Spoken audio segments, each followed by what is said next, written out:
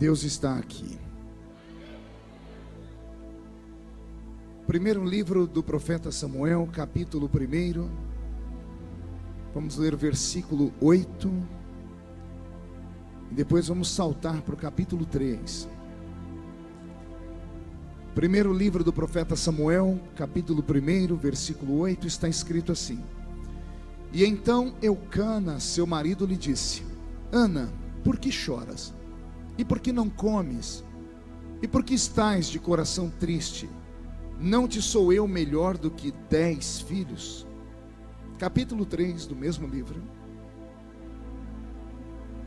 Capítulo 3 do mesmo livro.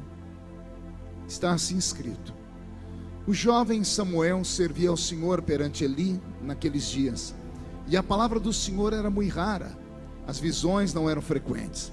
Certo dia, estando deitado no lugar acostumado, o sacerdote Eli, cujos olhos já começavam a escurecer-se a ponto de não poder ver, e tendo-se deitado também Samuel no templo do Senhor em que estava a arca, antes que a lâmpada de Deus se apagasse, o Senhor chamou o menino: Samuel, Samuel. E ele respondeu: Eis-me aqui. Amém, igreja? Feche a Bíblia, coloque no banco, na cadeira, e pegue na mão da pessoa mais perfumada do seu lado. Já que bonito não tem, pelo menos perfumado deve ter, né? Isso, aperte a mão da criatura com carinho até ela falar aleluia. Pentecostal que não faz barulho está com defeito de fabricação, não é? Vamos orar? Pai, nós te exaltamos, nós te glorificamos, e nós entendemos que dentro de alguns minutos, e esta linda igreja ficará pequena para o tamanho da glória que o Senhor vai mandar do alto dos céus. Os que vieram tristes começarão a saltar de alegria. Os que vieram se arrastando não voltam para casa se arrastando. Hoje voltarão voando nas asas de um novo tempo. E antes que eu comece a revelar os seus segredos, cerque esta igreja com a sua glória. E num raio de 5 quilômetros, onde houver um demônio alojado, eu dou a esses demônios segundos para sumirem de Goiânia, porque se não sumirem, serão queimados pelo poder da sua glória que aqui será derramada. Rasgue os céus sobre este santuário. Manda anjos de fogo descerem aqui. Que estes anjos desçam trazendo brasas de fogo nas mãos. Comecem a esparramar estas brasas entre nós. E onde houver um crente cheio do Espírito Santo, pega ele nesta noite, Jesus, e mostra o caminho da verdadeira e poderosa adoração. Fala conosco, fica conosco, é o que eu te peço agora e sempre. E toda a igreja diz: os que podem, tomem o seu assento aplaudindo a Jesus, porque Ele é bom, porque Ele é maravilhoso. Graças a Deus. Querida igreja, noiva do Cordeiro, simpatizantes da nossa fé, amigos que vieram de perto, de longe, autoridades constituídas por Deus e pelos homens, que bom que todos vieram essa noite. Deus vai falar conosco profundamente aqui nesse lugar. Alguém acredita que Deus ainda fala? Antes de pregar, porém, eu queria apresentar uma pessoa muito querida minha, que aceitou meu convite para estar aqui hoje. Já é conhecido de todos os goianos, é um amigo, é um irmão, é meu companheiro de parlamento, que é o deputado Glaustin. Fica de pé, Glaustin, por favor. Ele é muito querido. Deus te abençoe, viu, Glaustin? São seus companheiros? Segurança e amigos. Então, bem-vindos, viu? Deus abençoe todos vocês. Obrigado, viu, Glaustin? Deus te abençoe muito. Ele me chama, não vou nem falar aqui que ninguém conhece isso, é só da nossa época. Quem conhece o Spectrum Man aqui? Eles são tudo doido. Um dia traz ele aqui para ele contar a história, João. Aí ele vem aqui contar a história do Spectrum Man. Ele estava enfermo há quantos anos, Glaustin? Vem cá, fala aqui no microfone. Sobe aqui, meu chefe. Coisa boa, é bom a gente ouvir, né?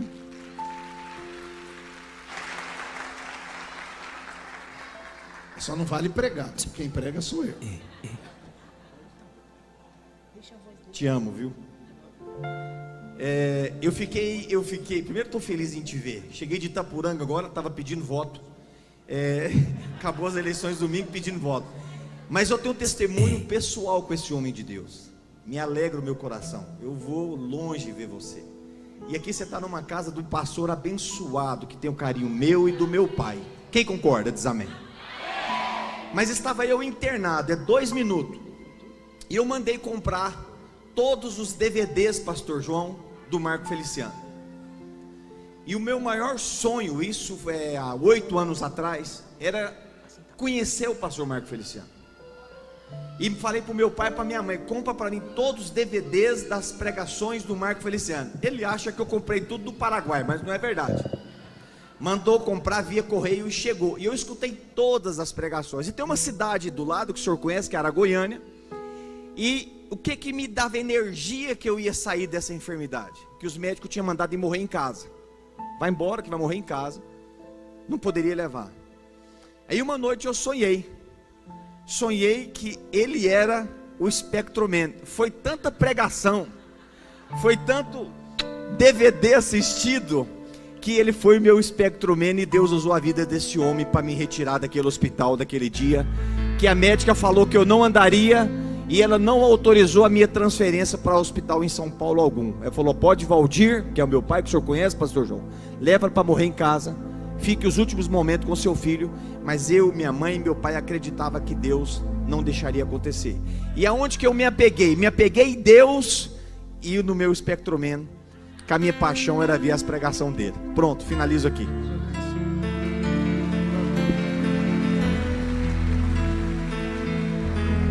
Ai, Jesus. Glaustinho, eu acho que esse óculos é seu. Esqueceu o pedaço dos olhos. Só entende um louco quem é louco também, gente. Vem algum louco para cá hoje ou não? Que bom, os normais podem ir para casa, porque hoje não é mensagem para gente normal, é só para quem é maluco aqui por Jesus Cristo.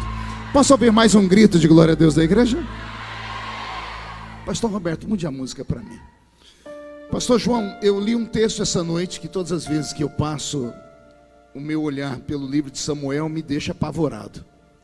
O livro do profeta Samuel não é um livro de fácil interpretação. Não se pode apenas pegar versículos isolados do livro de Samuel e transformar eles em pretexto. É preciso compreender o que está acontecendo com Israel. O profeta Samuel é erguido por Deus num tempo de mudança.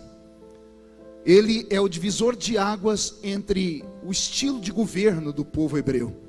Antes de Samuel, os hebreus viviam debaixo de uma monarquia, ou melhor, debaixo de uma teocracia, porque Deus era o rei do povo hebreu.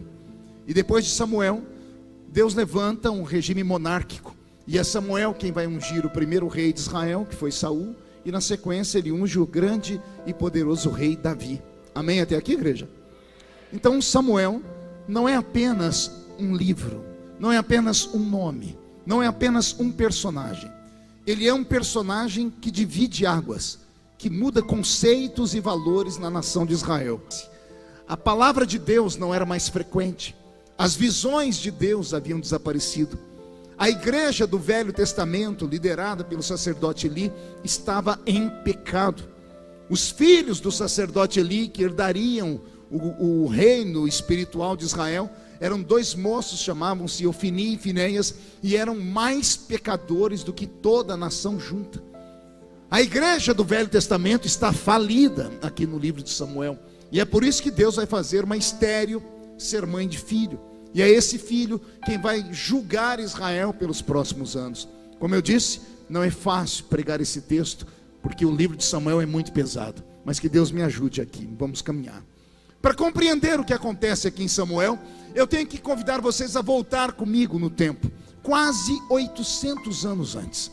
800 anos antes deste episódio, Israel está debaixo do chicote, da chibata do faraó. Israel, que havia entrado dentro do Egito pela porta, porque haviam sido convidados. Faraó trouxe o povo de Israel para dentro da sua pátria por causa de José, aquele José no Egito, que a gente insiste em dizer que era José do Egito. Ele nunca foi do Egito, ele estava no Egito. E é esse José que abre a porta para que Israel entre. Então Israel entra no Egito pela porta. Quem entra pela porta recebe banquete. Amém, igreja? Só que com o passar do tempo, morreu José, morreram seus pais, os seus irmãos, e a nação de Israel começou a crescer dentro do Egito. E os faraós que vieram dinastia após dinastia começaram a sentir ciúmes, inveja pelo crescimento dos hebreus, e culminaram em transformar toda a nação de Israel em escravos. E Israel ficou como escravo por 430 anos. Quantos anos eu disse? 430 anos de escravidão, o suficiente para que qualquer homem ou qualquer mulher e as suas descendências que viriam fossem revestidos com o manto da escravidão. Não apenas revestidos, mas investidos na mente e no coração com o conceito da escravidão. É por isso que quando Deus tira esse povo do Egito e vai levá-los para Canaã, no meio do caminho esse povo murmura. E quem sabe do que eu estou falando deve se lembrar. Israel murmurava de coisas horríveis. Israel falava assim para Moisés: Moisés, porventura não tinha cova para nos enterrar no Egito? Moisés, porventura no Egito não tinha cebola, não tinha alho, não tinha pepino? Gente, se eles falassem para Moisés, lá no Egito não tinha uma picanha, eu entenderia. Se falasse, no Egito não tinha uma Coca-Cola, eu entenderia. No Egito não tinha uma casa de 2 andares com pavimento, eu entenderia. Mas Israel, quando reclamava com Moisés, reclamava por falta de cova, reclamava por falta de cebola, de pepino, de alho, da água barrenta do rio Nilo. Isto é mentalidade de escravo. Eles saíram da terra da escravidão, mas a escravidão não tinha saído de dentro deles.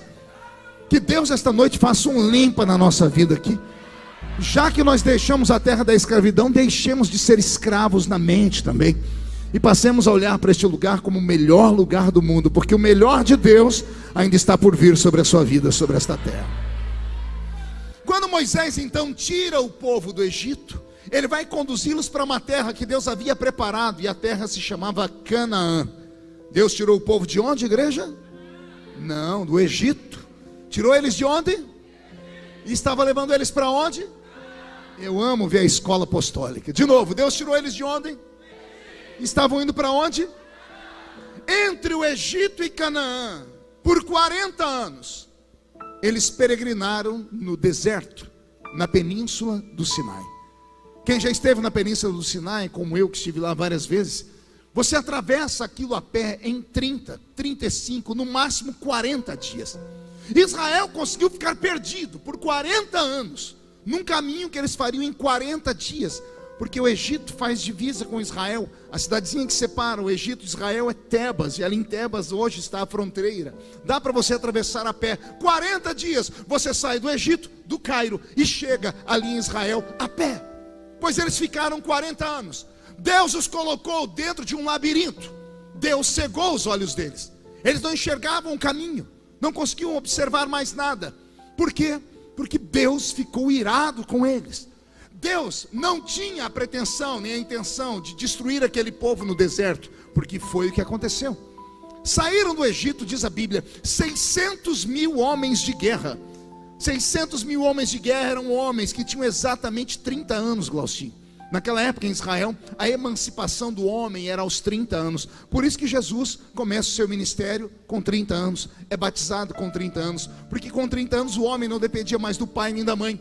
Então quando a Bíblia diz, saíram do Egito 600 mil almas de guerra, eram 600 mil homens que tinham exatamente 30 anos, fora os mais novos, fora os mais velhos, fora crianças, bebês, senhoras. Se somássemos isso, fizéssemos um cálculo, chegaríamos a quase 3 milhões de pessoas. Quantas pessoas eu disse? 3 milhões de pessoas saem do Egito com destino a Canaã. Das 3 milhões que saíram, só 2 entraram em Canaã. Vou repetir. Das 3 milhões de pessoas que Deus tirou da chibata de Faraó, que Deus tirou da prisão do Egito, somente 2 conseguiram atravessar a linha de chegada e entraram em Canaã. Dos que saíram do Egito, entrou uma multidão em Canaã, mas multidão de pessoas que nasceram no deserto. Dos que saíram do Egito, só 2. E não se apavore e nem se escandalize, nem o grande líder, nem o pastor Moisés, a quem Deus confiou um cajado e deu a ele um rebanho de quase 3 milhões de ovelhas. conseguiu entrar com o povo em Canaã. Somente 2 entraram, Josué e Caleb. Qual é o nome dos 2? O restante foram sepultados na península do Sinai. E o dia que eu estava meditando isso, me deu um calafrio. Porque quando eu era menino na igreja, hoje só canto esses hinos bonitos que vocês cantaram aqui, né? E cada um dos que estava naquele microfone canta uma música bonita. Mas quando eu era menino na igreja, a gente cantava corinhos. E tinha um corinho que a gente cantava que dizia assim: caminhando eu vou, caminhando eu vou, caminhando eu vou para Canaã, glória a Deus. Por que é que nos ensinavam a cantar isso? Porque havia uma tipologia no louvor. Aliás, tudo antigamente era feito com base na Bíblia. Não era feito com base em sentimentos humanos de coração e alegria, de pulo e dança. Era feito com base na palavra. Quando nós cantamos caminhando eu vou para Canaã, é porque nós deixamos o Egito. O Egito é símbolo do mundo, sempre foi. E Canaã, símbolo do céu. Por que cantávamos que estávamos indo para Canaã? Porque aceitamos Jesus como Salvador e saímos do Egito. E caminhar com Cristo era caminhar até chegar ao céu. Amém até aqui? Vou fazer uma pergunta, espero que todos estejam atentos. Quem aqui já saiu do Egito? Levante a mão. Que bom. Agora, por favor, preste atenção mais ainda. Quem já chegou em Canaã? Levante a mão para eu ver. O sangue de Jesus tem poder. Vê se a pessoa que está do seu lado aí está viva. Porque Canaã é o céu. A pessoa está aqui na terra ainda. De repente morreu, esqueceu de deitar e não foi sepultada. Preste atenção quando o pastor estiver pregando. O Egito é símbolo do mundo. Canaã é símbolo do céu. Quem já saiu do mundo aqui? Quem já chegou no céu aqui? Graças a Deus ninguém. Estão todos aqui. Se nós saímos do Egito e não chegamos em Canaã, onde é que nós estamos, igreja? Opa, alguém respondeu. Vou dar chance de todos responderem. Se nós saímos do Egito e não chegamos em Canaã, onde é que nós estamos, igreja? Então olha para o seu irmão e diga: você está no deserto. Então aguenta o tranco, porque deserto não é lugar para qualquer um. O problema todo não é o Egito. O problema é o que fazemos no deserto. É a forma como nos postamos até chegarmos em Canaã. Se você está aqui dentro e sente saudades do Egito, devia estar lá. Porque aqui, além de não ir para o céu, além de não ir para Canaã, ainda pode atravessar e fazer um monte de gente morrer no deserto. Se você está aqui e sente saudade da época que você bebia sua cachaça, fumava o seu cigarro, mexia com maconha e tinha trocentas mulheres ou 300 namorados, é sinal de que você saiu do Egito, mas o Egito não saiu de você ainda. Talvez seja por isso que a glória de Deus já não se manifesta mais como antigamente. Porque as pessoas estão aqui agora, mas estão pensando em como está o resultado da Fazenda lá na Record. Estão aqui agora, estão preocupados porque ontem, parece que hoje teve um jogo e não pôde ser transmitido, porque as televisões perderam o controle dos jogos. Estão aqui dentro e só Deus sabe onde está o seu coração. Aí vem para o culto e fica olhando para o pregador com essa cara feia, parecendo que foi batizado num pote de vinagre. E fica dizendo: eu prefiro música do que ouvir a pregação. Aí fica o culto inteiro com esse olho seco, parecendo olho de sapo que morreu no dia de enchente. Aí vem para uma igreja pentecostal e fica com essa boca travada, essa boca de aço, essa língua de ferro, esse queixo de concreto. Com todo respeito, se você quer ir para Canaã, você tem que começar a viver Canaã aqui dentro mesmo. Quando eu vejo tudo isso acontecer, eu começo a me lembrar do que Deus fez. Teve uma época, isso aqui é de escandalizar a gente. Deus chamou Moisés, olha o que Deus disse: Moisés, eu vou destruir esse povo. Pode imaginar Deus com esse tipo de conversa com alguém? Deus esperou a nação inteira dormir lá no deserto, depois de murmurar por falta de cebola, pepino, alho e água barrenta e cova. Deus chamou Moisés e falou: Moisés, sim senhor, eu vou destruir esse povo. Olha o que Moisés diz para Deus: o que as nações vão dizer do Senhor? O que vão falar? Vão falar que o Senhor é um Deus que nos tirou do Egito e não teve condições de nos levar para Canaã, que o Senhor é um Deus impaciente. Não é que Deus olhou para Moisés e falou: você tem razão, É o único homem da Bíblia que dá conselho para o próprio Deus. Deus disse: eu não vou destruir mais ninguém não. Passou um tempo, Deus ficou furioso de novo e disse: Moisés, agora eu vou destruir. E Moisés disse: Senhor, não destrói o povo, tem paciência com eles. Deus, por amor a Moisés, não destruiu. Até que teve um dia que Deus olhou para Moisés e disse: não tem como conversar com ele, ele é um homem manso demais. Eu vou fazer logo uma proposta indecente para ele. Deus falou assim: Moisés, vou destruir o povo, e antes de você defendê-los, escute a minha proposta. Eu vou fazer de você uma outra nação, uma grande e poderosa nação. Um dia eu estava lendo esse texto, tinha uma crise de riso. Quer perguntar o porquê? Eu falei: Deus, não faz essa proposta para mim, porque eu pastorei a igreja há 10 anos. Tem dia que é glória, é fogo, é festa, dá tudo certo. Mas tem dia que os crentes dão uma mão de obra, dão um trabalho, que você fala: o que eu estou fazendo aqui? Se Deus me pega num desse dia e fala assim: Mark, eu vou destruir essa igreja e vou te dar outra, eu falo: faz logo, Senhor. Ainda bem que Deus não fez essa proposta para mim, fez para Moisés. E mesmo sendo Moisés o homem mais manso da terra, a palavra desceu do céu, entrou no ouvido. Quando foi descer para o coração, Moisés desceu para o joelho. A Bíblia diz que ele cravou os joelhos no chão, jogou terra sobre a cabeça e rasgou a roupa. E olha o que ele disse a Deus: Senhor, se for para destruir esta nação, risca o meu nome do seu livro. Deus tomou um susto, porque ninguém nunca fez isso. Por isso que a Bíblia diz que Moisés foi o homem mais manso da terra. Deus olhou para Moisés, ficou sem saber o que falar e disse: tá bom, Moisés, não vou destruir o povo, diga ao povo que marche. Moisés ficou de pé. Quando ele foi gritar para o povo marchar, Deus disse: Moisés, sim, Senhor, eu não vou destruir o povo, mas eu vou fazer uma coisa pior do que a destruição. Imagina Moisés tremendo. O que é que o Senhor vai fazer, Senhor? Vocês estão no deserto, não estão? Sim, Senhor, eu vou puni-los no deserto. Eu imagino Moisés dizendo: Senhor, já sei, o Senhor vai nos queimar com o sol do deserto. Porque o deserto na península do Sinai, durante o dia, 55 graus na sombra. Já sofri naquele lugar. E eu imagino Deus dizendo: não, Moisés, fica tranquilo, não vou matar ninguém de calor. Eu já até criei uma forma de deixar o povo todo com ar fresquinho, como se estivesse dentro de um carro com ar condicionado. O que o Senhor vai fazer? Eu vou colocar uma nuvem em cima do povo, e durante o dia a nuvem vai fazer sombra. E o deserto só vai ser quente para os beduínos ou para os viajantes que estiverem longe da minha presença. Quem estiver na minha presença, o sol não queima a pele deles. Senhor, se o Senhor não vai nos matar de calor, já sei, o Senhor vai nos matar de frio. Porque o mesmo deserto, que durante o dia chega a 55 graus na sombra, no mesmo lugar, à noite, 2, 3 da manhã, menos 6 graus. O osso da gente chega a tremer. Eu sei porque eu subi aquela montanha algumas vezes, e só Deus para te dar força, porque é horrível.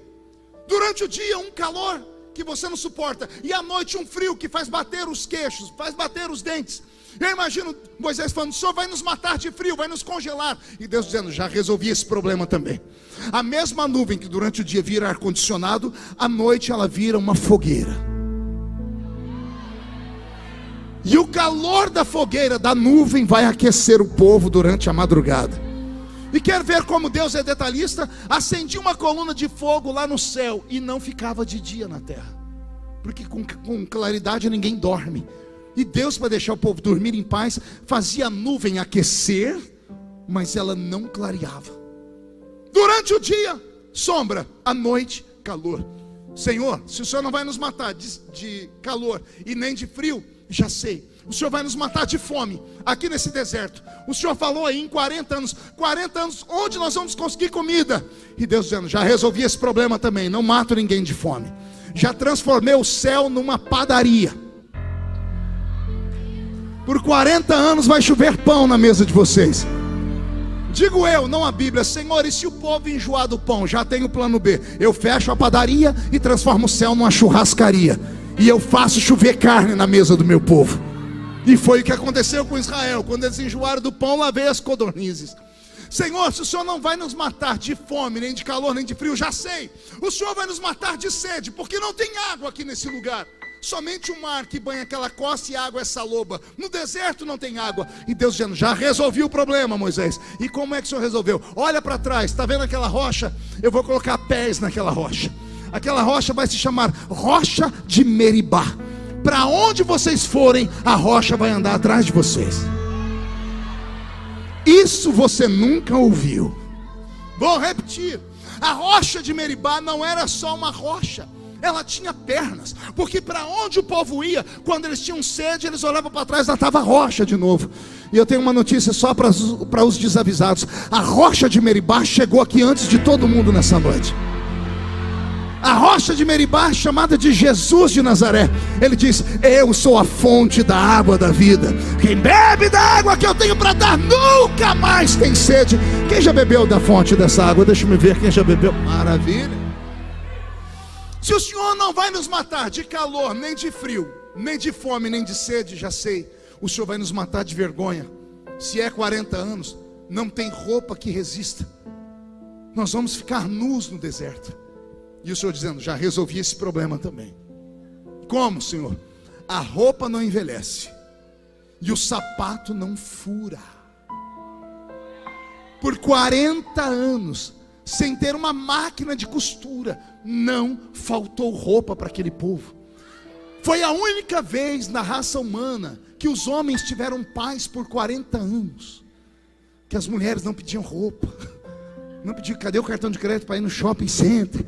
Foi a única vez por 40 anos que homem nenhum teve que se preocupar com roupa, porque a roupa não envelhecia e o sapato não furava. Depois de ouvir essas coisas, eu imagino Moisés dizendo, bom, se o Senhor não vai matar a gente de sede, nem de fome, nem de calor, nem de frio e nem de vergonha, como é que o Senhor vai nos punir? Moisés, na minha presença ninguém morre de sede nem de fome, não morre de calor nem de frio, e também não morrem de vergonha. Mas na terra que eu preparei, ninguém entra. Viverão o céu na terra. Eu tirei vocês da mão do Egito. Lá pelo menos vocês tinham lavagem para comer, pepino, cebola e alho. Eu não vou perder para Faraó. Comida eu dou para vocês. Lá vocês tinham uma choupana para morar. Aqui vocês terão um lugar para morar também. Eu não deixo vocês morrerem com frio, nem com calor, nem sol, nem nada. Eu protejo vocês, mas não vão entrar na minha terra. Eu chorei muito o dia que eu li isso, quando Deus me deu a interpretação, porque é muito triste. Eu olho para a nossa geração, essa geração mais jovem. Eu olho para as grandes igrejas. Eu olho para o meio evangélico mundial e vejo como estamos enganados. Porque muitos crentes apostam a sua salvação, ou estarem bem com Deus, por causa dos bens materiais que têm. Muitos crentes dizem assim, não, Deus está comigo porque eu tenho um carro novo. Deus está comigo porque eu tenho uma casa. Deus está comigo porque eu tenho um emprego. Deus está comigo porque eu tenho saúde. É sinal que está dando tudo certo. A pessoa está com a vida mais torta do que... Só Deus, vou ficar quieto. A pessoa leva uma vida dupla.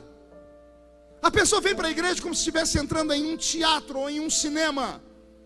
Já não é mais a casa do Senhor, é uma casa de espetáculos ou um lugar de entretenimento. E se o pastor começar a arrochar, a apertar, a usar a palavra como ela é, e a espada começar a cortar, as pessoas não ficam mais na igreja. E é muito fácil, porque a 100 metros daqui ou menos tem outra igreja. E depois que vão para aquela, e aquela pastor começa a apertar, saltam e vão para outra. E depois vão para outra, e para outra, e para outra. E quando não há mais igreja para eles irem, eles pegam e abrem uma igreja para eles. Porque é mais fácil abrir igreja no Brasil do que abrir boteco. As pessoas querem viver o céu na terra. Podem ter tudo na terra, mas entrar no céu, eu vou falar de novo. Pode ter tudo aqui, mas se a trombeta do arrebatamento tocar agora, os ouvidos tomados por comichões não podem ouvir o toque da trombeta. Uma coisa é a graça de Deus, outra coisa é a extrema graça que os homens aplicaram à graça de Deus. Desde criança eu aprendi a palavra me ensinada no púlpito. O pastor disse, Jesus disse, venha como está e mude de vida. A pregação nos dias atuais é venha como está e fique como veio. E aí eu acrescento uma frase no futuro, depois vamos ver como é que vai ficar. Bênção material nunca foi sinônimo de graça divina. O sinônimo da graça divina é arrependimento. O sinônimo da presença de Deus numa igreja é quando as pessoas entram dentro do culto e são confrontadas, quando elas ficam inquietas, quando a palavra mexe com a mente delas e deixam elas num sentido que elas precisam mudar de vida, quando elas são chamadas à responsabilidade. Israel fez tudo errado e pagaram um preço, não entraram no céu. E alguém vem me dizer, não pastor, estamos em avivamento, o senhor está errado. O ano passado eu estava num hotel, Glaustinho, estava tão feliz que eu liguei ao Jornal Nacional e o William Bonner, pela primeira vez, falou assim, marcha para Jesus em São Paulo, explode. 3 milhões de crentes marchando, e colocou um pedaço dos crentes gritando, Jesus é o Senhor, Jesus é o Senhor. Eu achei lindo aquilo. Quando eu fui dar uma glória a Deus, o Espírito Santo falou assim, filho, não dê glória a Deus ainda, veja se ele vai completar a frase dizendo, mais de 3 milhões de pessoas marchando para Jesus, vírgula, e um paralítico andou. Veja se vai dizer que um cego viu. Veja se vai dizer que houveram centenas e milhares de pessoas da Cracolândia que foram lá para o meio da marcha e se converteram. Quantidade nunca foi sinônimo de avivamento. Avivamento é qualidade. E qualidade não é ajuntamento. Qualidade é quando você vê os crentes virem para o culto e não deixarem em casa o velho lenço, porque sabe que a qualquer momento vão chorar na presença de Deus. Eu tenho receio de estarmos guiando o povo para um abismo. Falo isso como pregador, porque já preguei em mais de 80 países do mundo, em mais de 4.000 municípios do Brasil. Tenho mais de 30 milhões de DVDs esparramados com pregações ao redor do mundo. Me envelheci pregando, eu prego desde os 13 anos de idade. E de repente eu começo a fazer uma meia-culpa, uma reavaliação, e começo a ver as igrejas, e começo a ver que nós estamos perdendo as coisas mais simples que tínhamos. Estamos perdendo as coisas mais doces do cristianismo. Estamos perdendo o respeito próprio, o amor ao próximo.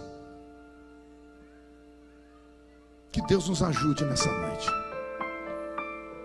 Que nós não sejamos enganados pelo espírito do anticristo que já governa.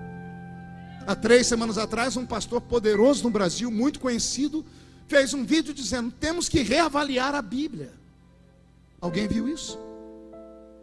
Ele disse, tem coisas na Bíblia que ficaram no passado. Nós temos pessoas hoje na igreja com a sua sexualidade diferente, nós temos que dar oportunidade a elas, nós temos que contemporaneizar a Bíblia. Nós não podemos mais expulsar as pessoas por causa dos seus pecados de adultério. Eu falei, meu Deus, onde é que nós estamos indo? Que caminho estamos tomando? Saímos do Egito, estamos no deserto, e por estarmos no deserto, porque Ele nos tirou do Egito, nada de ruim nos acontece. O sol não nos queima, o frio não nos congela, não falta água, não falta alimento e não passamos vergonha. Mas a pergunta que fica é, entraremos no céu? Veremos a face adorada de Jesus Cristo de Nazaré? Cantaremos com os santos anjos? Participaremos das bodas do Cordeiro? Eu não sei você, mas está na hora de nós reavaliarmos a nossa fé. Porque se a trombeta do arrebatamento tocar hoje, e daqui de dentro só 2 crentes subirem, um sou eu, quem é o outro? Vem atrás, deixa eu ver. Então levante a mão direita para o céu comigo, chacoalhe ela, coloque no ombro de quem está do seu lado com carinho e respeito. Agarre o ombro da pessoa, diga, o médico falou para não contrariar o pastor. Chacoalhe a pessoa até ela ficar irritada, irrita ela, mas com força, tira ela do lugar, dá um chacoalhão. Diga, Deus te trouxe aqui para isso. Sacode de novo, para isso. Deus te trouxe aqui para sacudir a sua fé, para sacudir a sua esperança, para sacudir o seu ministério, para sacudir a sua vida, a sua família, a sua casa, para sacudir este ministério.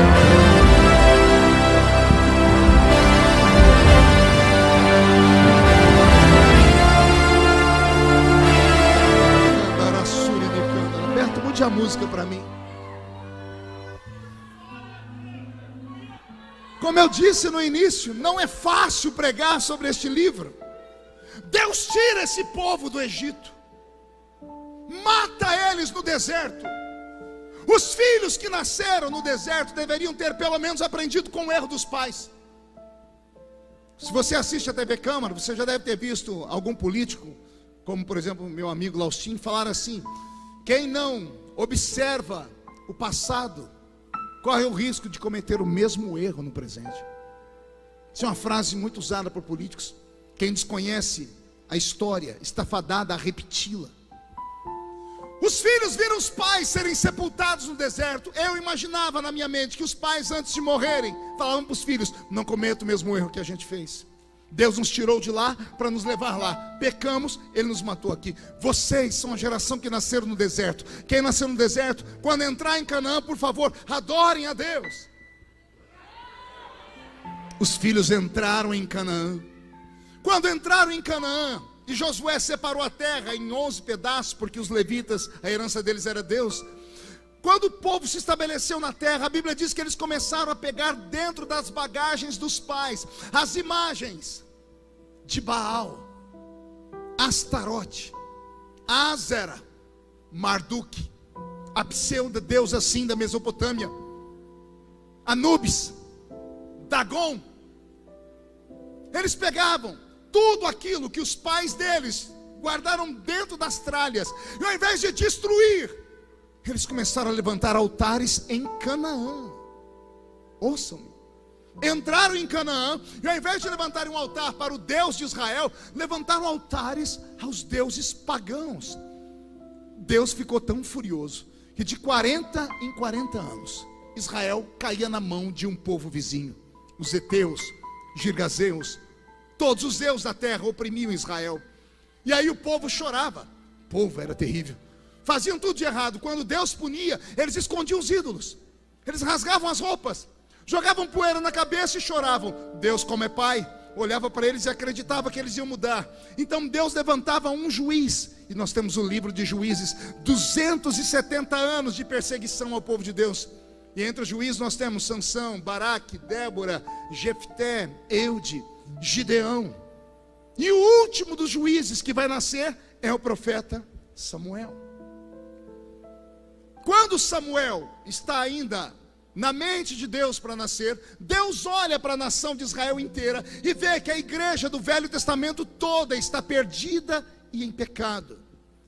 Como a igreja estava em pecado, a sociedade toda foi contaminada, ao ponto das crianças estarem contaminadas. Porque Deus poderia ter entrado na casa de um hebreu e pegado um bebê, uma criança: vou usar esta criança. Todos estavam em pecado, todos estavam contaminados. Não havia vou repetir, não havia que Deus pudesse usar. É nesse período que a Bíblia vai contar a história para nós, de que havia um homem chamado Eucana. Eucana se casou com uma mulher chamada Ana. Todos os anos eles subiam até o templo de Deus para oferecer sacrifícios. Ana não podia dar filhos. Eucana amava tanto Ana que dava a ela 7 vezes mais do que ele dava a Deus. A Bíblia diz que Eucana contraiu um casamento com uma mulher chamada Penina. Penina tinha filhos e Ana não tinha. A Bíblia vai dizer que Penina atormentava Ana, mas ela não atormentou Ana no primeiro ano, nem no segundo. Foi 10 anos depois. Quantos anos depois? Eu imagino uma festa de gala, Eucana exibindo o seu troféu, que era Ana. Uma mulher casada com um homem há 10 anos, uma menina bonita, porque eles eram desposadas com 13, 12, 14 anos de idade. Eucana já um senhor maduro, com a menina dessa, uma menina bonita, nunca teve filho, o corpo do jeito que ela casou está. E a outra, a Penina, que ele casou com ela para ter filhos, a Penina era parideira. A Penina tinha filho todo ano. 10 anos depois ela tem 10 filhos. A visão que eu tenho de Penina é assim: uma mulher com um bebê aqui, outro aqui, outro aqui, e ela empurrando um carrinho aqui com o pé. A coitada da Penina, que não tinha clínica de estética na época, está com o corpo deformado. Eucana olhava para a Penina e não sabia se ela estava de frente ou de costa. Depois de 10 gravidez, o corpo dela se desintegrou. E aí quando ele chegava em casa, em vez de ele olhar para Penina, a Bíblia diz que Eucana amava Ana. É claro que amava, porque homem é visual. Ele via Ana bonita, corpo bonito, perfumada, rica, porque é mulher de fazendeiro. Ana não sentia falta de filhos, porque o marido supria com o amor dele, com o dinheiro dele, com tudo que ele tinha.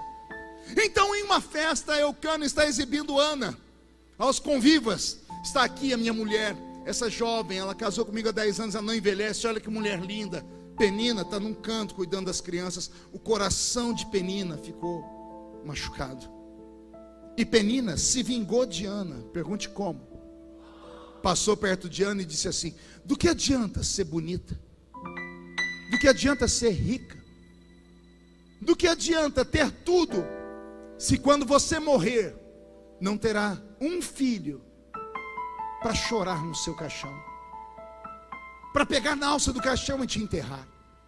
Quando você morrer, o seu nome será apagado da história, porque você não deixou sementes. A ficha caiu. 10 anos depois a ficha de Ana caiu. E aí ela subiu no santuário de novo, como fazia todo ano. Mas dessa vez ela não foi só com um sacrifício. Tudo que o marido deu a ela, ela levou para Deus. Ela acabou de ofertar todo ano. Ela ofertava e voltava para casa. Ela acabou de ofertar e chamou um sacerdote e disse: onde é que as mulheres oram aqui nessa igreja? E ele disse: lá naquele canto, do outro lado. O alpendre das mulheres era longe do alpendre dos homens. A Bíblia diz que Ana caiu de joelhos e começou a orar. Ela orou tanto que ela gritou.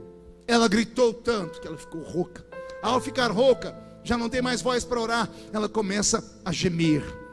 E o gemido dela foi entrando dentro daquele santuário.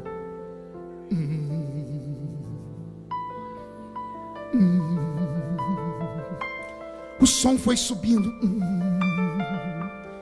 Chegou onde estava o sacerdote cego chamado Eli, com a boca cheia de gordura. A Bíblia diz que ele era obeso de tanto comer da gordura das ovelhas. Eu imagino ele vindo com uma coxa de frango, a barba cheia de gordura. Ele está em pecado, os filhos estão em pecado, a igreja estava em pecado. Ele chega perto da Ana, olha a mulher orando e gemendo. E ó a pergunta do pastor: isso é hora de você estar bêbada? Ela estava orando, ela estava gemendo, ela estava clamando. E o líder espiritual dela perguntou se ela estava bêbada. Se ela fosse membro das nossas igrejas hoje, ela levantava e dizia: eu nunca mais congrego nessa igreja, e ia embora. Mas como ela estava quebrantada, ela olhou para o sacerdote chorando e disse assim: não, meu Senhor, a tua serva está amargurada de alma. A tua serva só queria um filho, porque se Deus me der esse filho, eu devolvo para ele.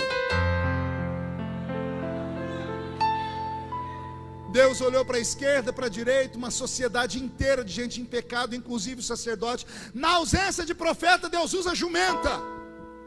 Deus tomou a boca do sacerdote em pecado, e o Espírito falou pela boca dele dizendo: daqui a 1 ano você vai entrar aqui dentro, trazendo seu filho no braço. Ana saiu.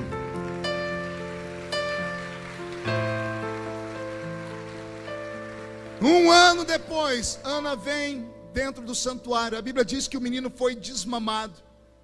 Uma criança é desmamada às vezes com 1 semana, outras até com 5 anos. Mas como ele disse: você vai voltar daqui a 1 ano, ela voltou e trouxe o bebê e depositou no altar. Samuel é criado dentro da igreja. Não assim, na igreja indo para a escola, na igreja indo para o trabalho, na igreja indo brincar. Não, Samuel é trancado dentro da igreja. Deus tinha que proteger esse menino, dele não ser contaminado lá fora. Então Deus cria o menino dentro da igreja. Tudo que o menino sabe é igreja. Tudo que ele sabe é sacrifício, louvor, oração, adoração. Pelo menos é isso que ele tinha que saber. Ele é criado dentro do santuário. O sacerdote mora ali, ensina a ele todas as coisas da Bíblia, ou pelo menos deveria ensinar. Mas pelo jeito não ensinava, porque a Bíblia diz que nos dias de Samuel a palavra não era pregada, as visões não eram frequentes, estava tudo destruído. Por isso que naquela noite Deus apareceu para o menino e disse: Samuel. Samuel. O menino foi até o sacerdote. O sacerdote falou: volta a dormir. O menino dormiu e Deus disse: Samuel, Samuel. O menino correu até o sacerdote se apavorou, porque se lembrou que foi assim que Deus chamou ele. E olha o que o sacerdote disse, acredito que ele disse tremendo: volte para o seu quarto. Há de ser que se a voz te chamar de novo, responda: fala, Senhor. Fala, Senhor, porque o teu servo ouve. Quando o menino estava dormindo, aí a Bíblia Sagrada é tão metódica, que eu amo a Bíblia. A Bíblia diz assim: e Deus chamou o menino Samuel antes que a lâmpada se apagasse. Antes que a lâmpada se apagasse. Tudo na Bíblia é profético. Lá no santuário tinha um menorá com 7 braços, e em cada uma das canaletas abastecido com azeite batido, porque era mais fácil para ser incendiado. Em cima das canaletas, fogo, 7 lâmpadas, 7 braços, 7 tochas de fogo. Na calada da noite, o frio vinha muito intenso, e às vezes soprava e apagava uma lâmpada, 2 lâmpadas, 3 lâmpadas. Por isso o sacerdote tinha que chegar de manhãzinha no santuário, às 5:30, 6 da manhã, porque tinha uma lei de Deus dizendo: quem acendeu essa tocha fui eu, Senhor, e a lâmpada não pode se apagar. Aí a Bíblia diz: e Deus chamou o menino antes que a lâmpada se apagasse. Era a maneira de Deus dizendo: aquilo que eu acendo ninguém apaga. Pode ficar todo mundo desesperado, mas que vai nascer um avivamento, que vai haver uma revolução, que vai haver um despertamento, que os dons espirituais vão voltar a cair sobre nós, que os profetas vão ser desenferrujados, que aqueles que oravam em línguas estranhas vão voltar a orar 10 vezes mais do que antes, que aqueles que interpretavam línguas vão interpretar 2 vezes mais do que antes, que aqueles que tinham discernimento de espírito vão voltar a ter discernimento de espírito. A palavra da revelação vai descer, e isso vai.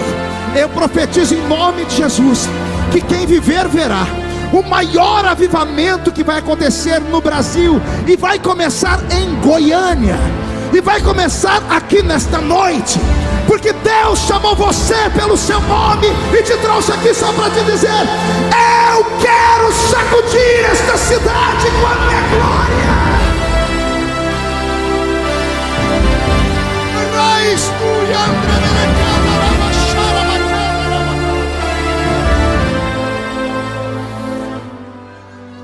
Que Deus nesta noite nos abrace. Que Deus nesta noite levante os nossos altares. Que Deus nessa noite nos faça nos arrependermos. Que haja nesta noite na sua casa um culto particular entre você e Deus. Que nesta noite o anjo das 3 da manhã te acorde, e você possa escorregar da cama, cravar os joelhos no chão e se arrepender e chorar. Eu profetizo que a sua filha será visitada, o seu filho será visitado. Eu profetizo que os velhos serão visitados. Eu profetizo que nesta noite haverá uma revolução em Goiânia, Senhor.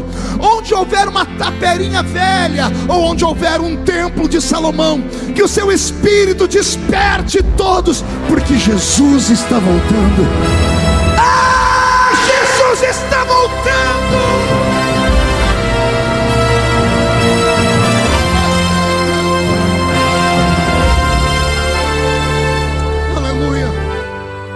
Perdoe esse velho pregador.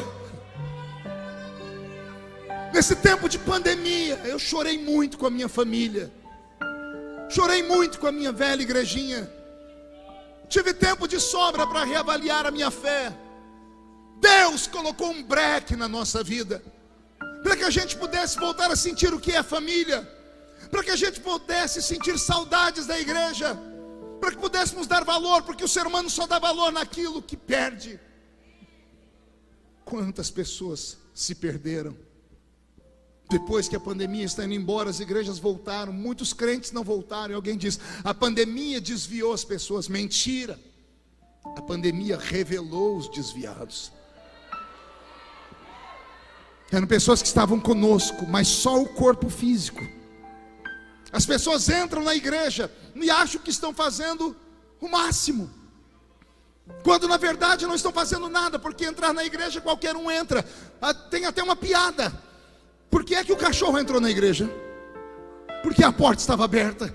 Se até cachorro entra em igreja, entrar na igreja não é um mérito. Entrar na igreja todo mundo entra, por isso que as igrejas estão cheias. Eu quero ver entrar no culto. Eu quero ver as pessoas saírem da terra e durante o culto chegarem nas regiões celestiais, porque é nas regiões celestiais que o Senhor desenvolve os dons espirituais. Por isso as coisas estão desaparecendo. Posso ser um pouquinho sorumbático aqui, pastor, se o permite? Ser um pouquinho fleumático. Saudade, Glaustinho, da igrejinha da Vila Tatu, onde eu congregava. Que saudade. Saudade do culto de domingo, quando a gente chegava na igreja às 7 horas e dobrava o joelho, e ficava de joelho dobrado até o pastor dizer amém. Nós não vínhamos para a igreja, ficávamos sentados no banco, olhando a paisagem, vendo o telão da igreja, ou batendo papo com o irmão, ou mascando essa desgraça desse chiclete, que tem gente que está no culto e pensa que está na casa da mãe Joana. Nós não vimos para a igreja desse jeito. Aí as pessoas perguntam por que o culto era melhor. Era melhor porque nós entrávamos no culto desde o início. Sabe que crente, depois de 5, 6 anos na igreja, ele passa a tomar posse do lugar onde ele senta. Ele diz assim: esse lugar aí é meu, dá licença que é meu. A gente chegava na igreja, aqueles bancos duros. Quando a gente chegava 10 minutos atrasado, tinha que pular os irmãos. Aí a gente agachava, ia ajoelhar, o banco estava molhado, ou de choro ou de cuspe. Vou repetir. No banco, ou tinha lágrimas ou tinha cuspe. E às vezes tinha lágrima porque eles cuspiram muito na hora da oração, gritavam até o céu abrir. Agora, para mim, o melhor momento do culto, pergunte qual era, pastor? Era quando a gente estava de joelhinho dobrado e o velho pastor José Bispo, baiano sem pescoço. Conhece baiano sem pescoço? Sangue de Jesus tem poder. Pensa num povo brabo. Eu não sei para onde nós vamos. Eu tenho medo de fracassar na minha missão. Eu preciso de uma criança. Esse garotinho aqui, vem cá, rapidão. Vem cá, isso, vem cá. Pega aqui na minha mão. Consegue subir aqui? Vamos lá? Isso, vem cá. Qual o seu nome? Marcos Paulo. Marcos, que nome bonito você tem. Tem mãe que sabe escolher nome. Qual a sua idade, Marcos? 6 anos. Você já está velho, já casou? Não. Graças a Deus. Vem cá, Marcos, vamos passear aqui nós dois. Vocês estão vendo um Marcos de 48 e um Marcos de 6. Marcos, você pode me abraçar? Pode me agarrar e não me solta. Em qual igreja esse Marcos vai congregar daqui 10 anos? Se Jesus não voltar. Que tipo de evangelho ele vai estar ouvindo? Que tipo de louvor ele estará cantando? Porque tudo que uma criança vê, ouve e sente vai ser o alicerce dela. As pessoas perguntam como é que eu aguento, porque tudo comigo vai parar no Jornal Nacional. E eu explico, eu aguento porque os meus pés foram fincados em uma rocha. Eu conheci Jesus na minha infância. Não era um Jesus de longe, não era um Jesus de música, era um Jesus que se revelava em sonhos, que falava comigo em sonhos, que me dava visões. Eu experimentei Deus. E esta geração? O que sabem de Deus? O que aprendem na escola? Quando eu era mais novo, nós tínhamos só 3 lugares para ir: igreja, casa e trabalho. Nossos pais oraram. Alguém me ajude aqui? Alguém me ajude aqui? Nossos pais oraram e Deus abriu a 4ª porta. Fomos para a escola. Então o crente só tinha 4 lugares para ir: igreja, trabalho, casa e escola. A gente era oprimido em 3 desses lugares: no trabalho, na escola. A gente era oprimido em casa. Só restava a igreja. Aí quando a gente entrava na igreja, era um alívio, porque a gente entrava e ali a gente podia gritar, João. Ali a gente podia cantar. Ali alguém nos dava um abraço. Ali nos falava que Deus falava, e levantava aquelas profetisas que só tinham 2 dentes na boca. Era o zagueiro e o atacante. A maioria delas era analfa de pai e beta de mãe. Mas elas chegavam perto da gente, botavam a mão no ombro da gente, arrepiava tudo. Falavam tudo errado, mas tudo se cumpriu. Lembro como se fosse hoje. Eu tinha 13 para 14 anos, recém-convertido. Estava num culto na Avenida N.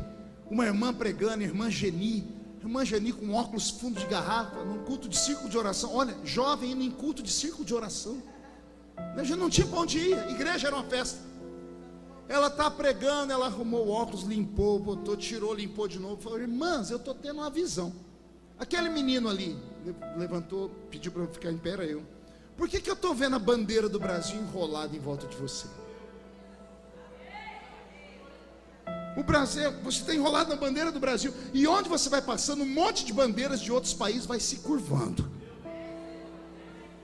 No alto da Vila Tatu, numa igreja onde só tinha cortador de cana. Eu tinha 14 anos de idade, 13 para 14 anos de idade. Deus falava. Eu vou repetir: Deus não era um ser que morava lá na cima das nuvens, 1 milhão de quilômetros longe da gente, inacessível, não. Deus caminhava conosco. Não precisávamos fazer um culto específico para a cura, um culto específico para batismo com o Espírito Santo, um culto específico para relações, sentimentos. Não precisávamos. Todo culto acontecia isso. Vila Tatu não tinha hospital, nem farmácia, e doença só ataca de madrugada. Acordava a vila inteira, Laustinho. A gente abria a janela para ver os gritos, e lá vai um homem correndo com a criança no braço, todo mundo atrás dele. De repente ele bate na porta do presbítero da igreja, irmão Ovídio Ramos, um negro alto de 2 metros de altura, a mão parecendo uma raquete de tênis, desse tamanho, a barriga assembleiana, né? Curva da prosperidade, cemitério de frango. Irmão Ovídio abre a porta e fala: o que foi? E o irmão gritando: meu filho está morrendo. Ele falou: Karma, você trouxe aqui por quê? Porque a Bíblia diz que o presbítero pode orar. Ele disse: pode mesmo, vem cá, vou pegar o óleo. Não tinha óleo. O irmão Ovídio abre uma lata de banha de porco. Oh, glória. Enfia a mão na banha de porco e unge a criança da cabeça aos pés. Unta o corpo do menino inteiro, termina de ungir e fala assim: pode levar, porque Jesus já curou. De manhãzinha, a vila acordava, e lá estava o menino empinando uma pipa. O menino estava morrendo, mas agora de manhã já está empinando uma pipa. E a mãe toda fez assim: o presbítero orou, Jesus curou. Jesus não cura mais como antes. Pergunte por quê? Você tem plano de saúde. Todo mundo tem Unimed. Todo mundo tem conta na farmácia. Esquecemos do altar e dos milagres do altar. Esquecemos daquilo que Deus faz. Sabe a pior coisa que tem para um pai? Pergunte qual é. É o filho virar adolescente. Tem algum pai que tem filho adolescente? Meus sentimentos. É uma prova. Porque o filho adolescente, ele acha que sabe tudo. E ele acha que não precisa do pai para nada. Ignora o pai. Nem conversa com ele, nem tira uma foto com a gente. Dentro de casa conversa por telefone. Aí o velho pai e a velha mãe começam a lembrar do filho quando era bebê. Quem tem filhos aqui e lembra de quando era bebê? Dava muito trabalho a criancinha? Chorava muito? Fazia muito cocô? E tinha que correr de madrugada para os médicos? Quem tinha que fazer isso? Não era um Deus os acuda? Dava muito trabalho, a senhora dizia: não vejo a hora do meu filho crescer. Aí o filho cresceu, Qual o sonho da mãe e do pai? Ah, se voltasse a ser criança. Por quê? Porque pai e mãe só são pai e mãe quando o filho depende dele. Deus é pai. Na nossa época de infância, ele era mais pai, porque a gente dependia dele para tudo. Dependíamos dele para comer, para viver, para ter saúde, para ter sonhos, para ir para a escola. Orávamos 3, 4 vezes por dia. Deus não consegue mais ser Deus dessa geração, porque é uma geração que tudo que quer está aqui dentro. Tudo que quer consegue aqui. A geração do fast food. Tem o iFood que traz tudo na mão, tem aplicativo que te dá tudo. Vivemos um mundo rápido demais. Nossos filhos, crentes dentro da igreja, estão se cortando. Nunca houve um índice de tanto suicídio entre crentes como nesses últimos 5, 6 anos. Isso era uma coisa inadmissível. 1 ano e meio atrás eu enterrei o meu copastor, um menino de 33 anos, bonito, casado com uma modelo. Pregou uma mensagem, Glaustin, no culto do domingo à noite, que a igreja foi ao delírio. Na terça-feira subiu numa ponte de 100 metros de altura e pulou. Onde estava o Espírito que usava os crentes com revelação, com discernimento? Porque a igreja olhou para ele pregando e foi um super-homem, mas ninguém teve o discernimento de saber que aquilo era só casca, que por dentro ele estava destruído e morto. Pode parecer loucura o que eu estou pregando, mas eu tenho medo desta geração não ir para o céu. Tenho medo de caminharmos pelo deserto, tendo tudo do bom e do melhor, e da trombeta tocar, e a gente não chegar lá. Incline a sua cabeça. Só me ouça, não me olhe. Será que Deus poderia transformar esse telão que está atrás de mim agora em um ponto de revelação, travar as portas e começar a rodar o filme da sua vida aqui? Não a vida que todo mundo vê, a sua vida de madrugada, na frente do computador, do seu celular, das coisas que você faz durante o dia. Será que Deus poderia revelar aqui como é a sua vida conjugal? Será que Deus poderia revelar aqui o mais profundo dos abismos que é a sua alma? Se Deus fizesse isso agora, ia ter gente aqui que ia querer cavar um buraco no chão e se jogar lá dentro. E brincamos de culto, e pulamos, e dançamos, e cantamos, e liberamos palavras de fé, que na verdade são apenas mandingas espirituais, e não vivemos, e não experimentamos. Esta igreja completa 10 anos. Há um Samuel nascendo.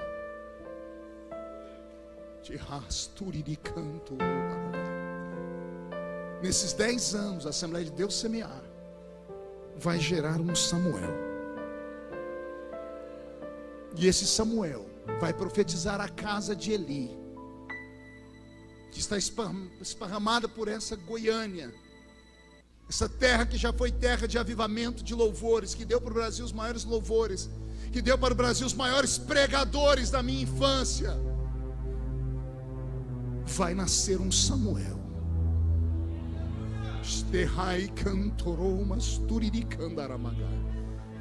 E que quando este Samuel nascer, se prepare, porque ele vai preparar a volta do Salvador. Se alguém acredita em profecia, receba esta. Ah, eterno!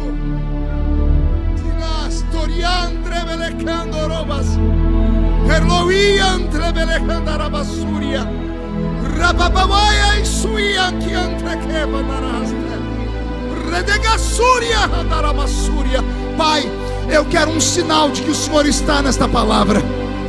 Onde houver um crente batizado com o Espírito Santo, eu quero ouvir um coral de línguas estranhas aqui, meu Pai. Se esta palavra está vindo do céu e não de mim, caia a sua glória sobre este lugar agora.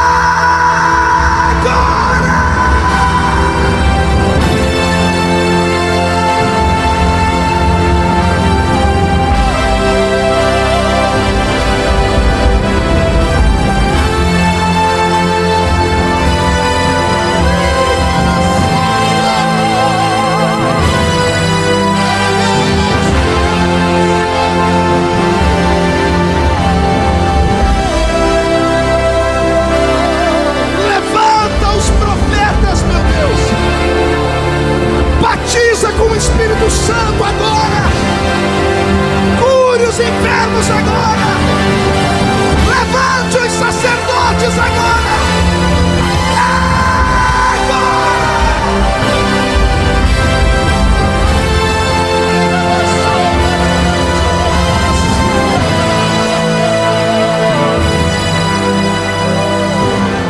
De olhos fechados, fique sobre os seus pés.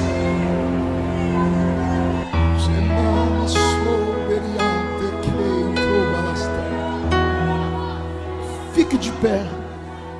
Eu vou fazer um convite só. Feche os olhos. Eu quero nesse altar somente homens e mulheres que tenham a coragem de dizer: eu já fui melhor. Eu já fui mais crente. E eu preciso melhorar. A esperança demorada enfraquece o coração. As lutas roubam a santidade. E às vezes só nos resta olhar para a vida e o nosso medo é morrer. Eu estou aqui para te dizer que você tem um Deus. Você tem um Deus no céu.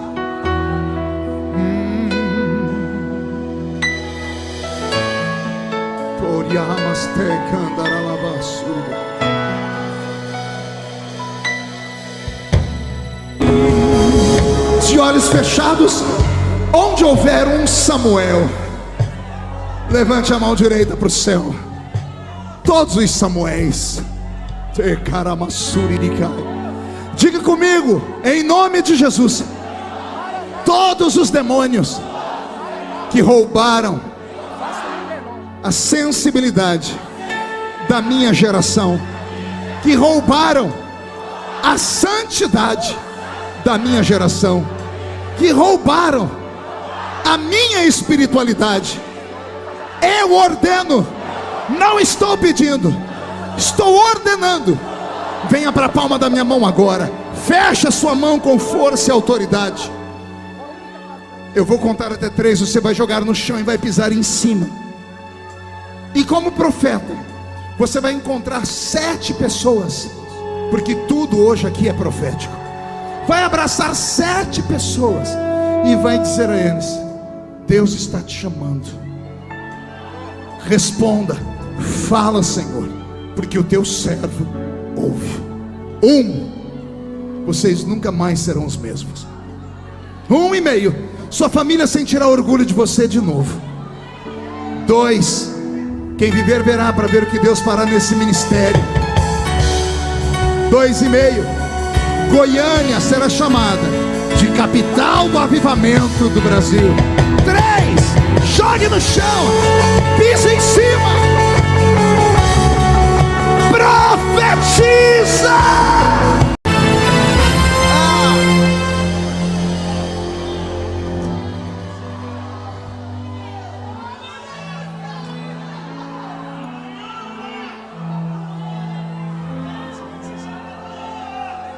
Adore, adore Jesus, adore. Adore, adore. Se entregue. Isso. Eis aí um tapa na cara do diabo. O diabo vai se lascar no inferno essa noite. Todos os projetos que ele tinha contra vocês, escrito, sacramentado, que ele achava que ia dar certo, Deus fez assim.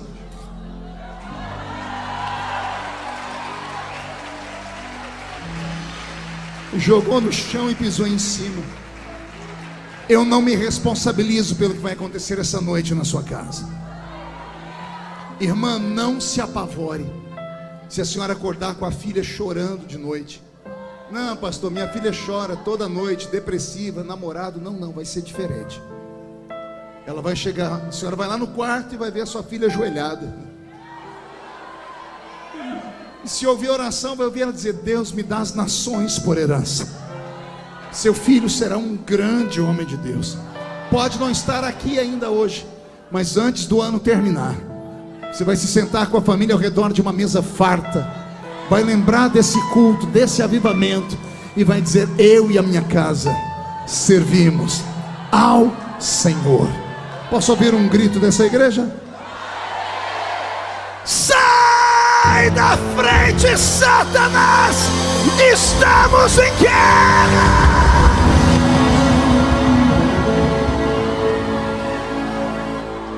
Foi só para te lembrar dos gritos de antigamente. Que era a sua família toda aqui, pastor. Pastor João, a esposa, os 3 filhos. Ah, Jesus. Pode ficar em pé, não precisa ajoelhar não. Eu me emocionei hoje de verdade quando vocês me contavam a história de vocês. Porque às vezes a gente que prega não tem noção do efeito de uma pregação na vida de uma pessoa. Só Deus sabe como eu precisava ouvir isso hoje. Cheguei aqui hoje arrebentado, você me viu lá no aeroporto. Sentei com vocês, Deus tomou a sua boca, só me contou a história. E o Espírito Santo falou comigo: vamos caminhar. Vamos caminhar. A igreja vai estender as mãos para cá. Pai, eis aqui o anjo da igreja. Eis aqui a família do sacerdote. Como é lindo ver uma família junta. Como são família, com certeza deve ter problemas, deve ter desavenças, discussões. Mas como são crentes, tudo se resolve no altar. Eu imagino a sede, a fúria que o diabo tem na vida deles, porque o diabo tem na minha família. Uma muralha de fogo ao redor desta família, Pai. Uma muralha de fogo intransponível. Torna os seus filhos invisíveis para o diabo. Todos que procurarem o mal contra eles não vão achá-los. Vão ficar desbaratados e perdidos como cegos em tiroteio, porque o Senhor tem coisas grandes nesta casa.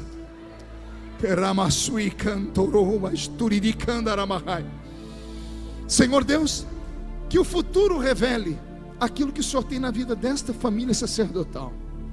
O jovem menino, hoje no café comigo, o pai me falava que quer ser pregador. Se tu ainda me ouves, ó Deus, da mesma unção que tu me deste,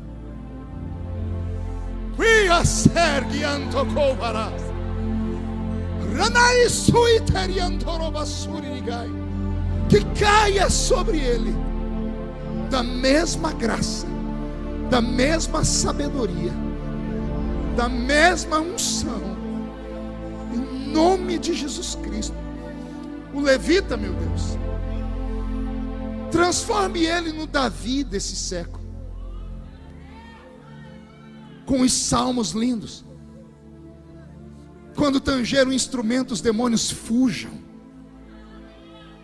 e que ele se iguale a Davi somente nessas coisas boas, meu Pai, e que ele marque a geração dele. A moça, Senhor, eu não sei qual é o ministério dela, mas tu sabes, e pelas lágrimas nos olhos eu vejo que ela é tão apaixonada por ti quanto a família. Assim como o Senhor tem cuidado das minhas meninas, cuida dela, Pai, porque a mulher é um vaso mais fraco. e usa na sensibilidade. A pastora da igreja, Senhor, eu te peço autoridade para colocar a mão sobre a cabeça dela e profetizo um tempo de glória, porque para cada dia de humilhação virá dupla honra.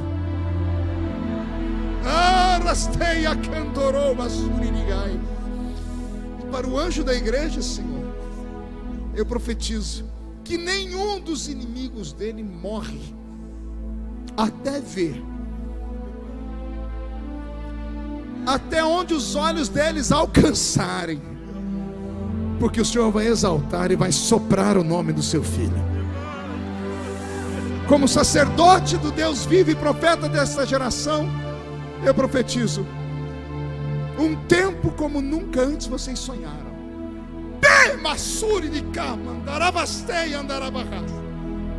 Sobre o corpo ministerial desta igreja, Pai, uma unção como nunca antes sonharam. Onde a planta desses homens e mulheres de Deus, a planta do pé deles pisar, o Senhor vai dar por herança. Onde a mão deles tocar, o Senhor vai fazer um reino florescer. Os membros da igreja, Senhor, serão como luzeiro no meio da escuridão.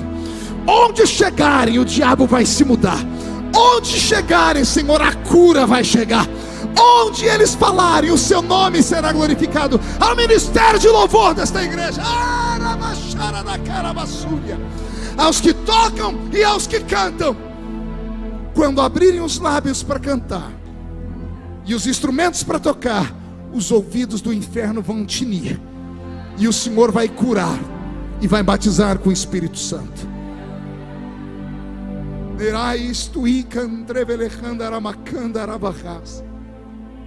Caravanas vão parar na porta desta igreja, virão de longe para saber o que acontece aqui.